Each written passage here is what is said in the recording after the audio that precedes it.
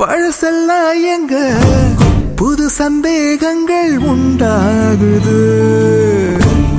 இது திண்டாட்டமா இல்ல தொள்ளாட்டமா?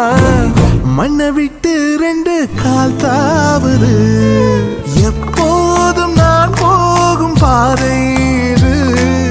இப்போது நிற்காமல் ஏன் நீடுது? என் உள்ளம் லேசாக கை மீறுது. வரசா